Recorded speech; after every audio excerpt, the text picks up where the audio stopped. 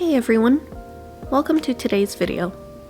I'll be reviewing and swatching the Tombow dual brush pens. I hope you enjoyed the video and let's jump right in. Starting off with packaging. These pens come in a black plastic body. The bodies include the shade number and the caps are color coordinated to match the color of the ink. As the name suggests, these are dual brush pens where one end is a brush tip while the other end is a fine bullet tip. The brush nib is firm with slight flexibility. This allows you to create a variety of different thicknesses in your lines. It's very versatile when it comes to hand lettering and art. The bullet nib is ideal for writing, outlining, or filling in small areas. In total, there are 108 shades. You can get these pens individually between $2 to $4 a piece, but they also have an assortment of sets that can be purchased.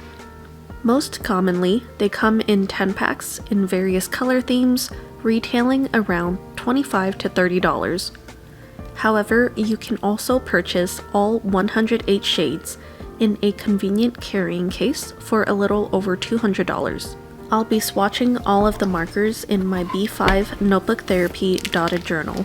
The Notebook Therapy journals have thick 100 GSM paper, which do not show any evidence of ghosting, bleed-through, or feathering. However, you may experience some ghosting on thinner paper. Moving on to the inks themselves.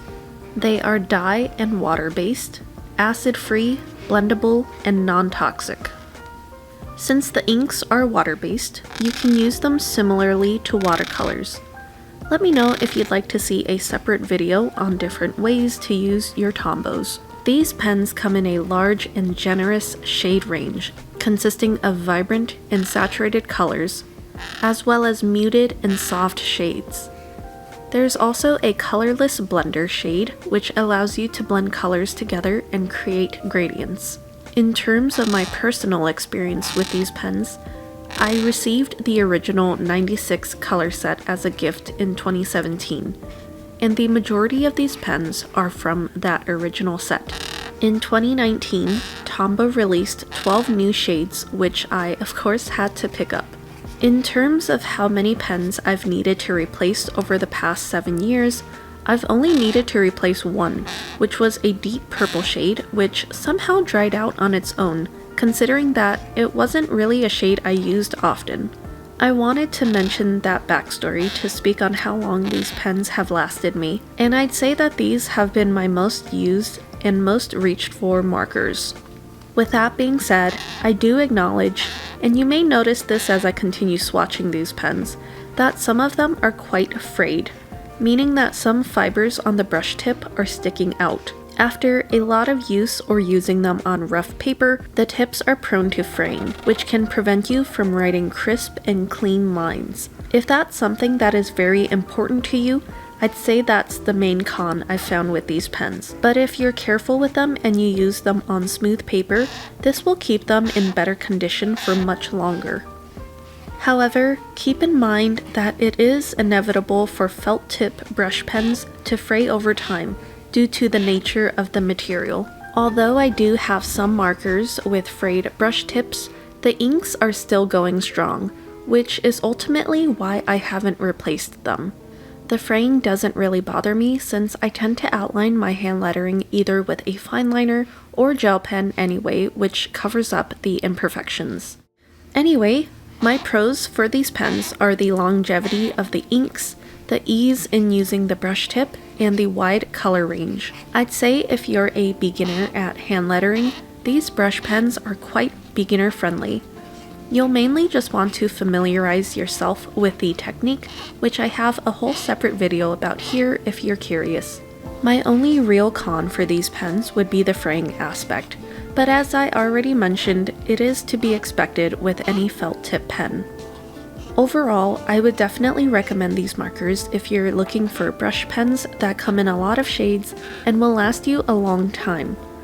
Due to the size of the brush nib, I'd say that they produce a medium to large brush stroke. So if you're also looking for brush pens that produce larger letters, these are a great option. Personally, I really love the more muted and earthy shades. I tend to prefer that color palette over the very bright and saturated shades, so I really love the earthy greens and rustic browns. One critique I do have would be the small amount of pastel shades that are in the collection. I would love to see them release more pastels in the future. But overall, I think there is a very good variety of colors.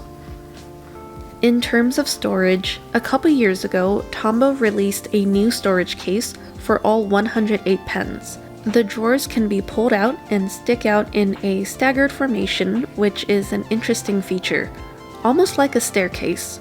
The set also came with sticker labels to organize your pens in rainbow order. If you have all 108 shades, I'd recommend picking this up for convenient storage of your brush pens. Anyway, I'll let you watch the rest of the swatches now, since there are a lot of them.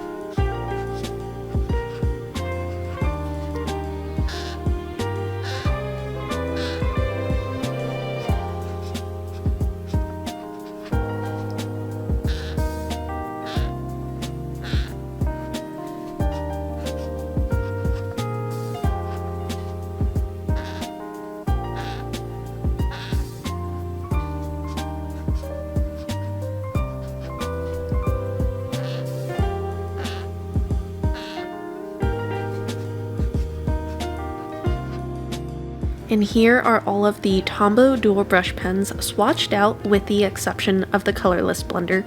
I hope that you enjoyed this video and found it helpful. If you have any remaining questions that were not answered in this video, please go ahead and let me know below and I'll get back to you. As always, thank you so much for watching, and I'll see you in the next one.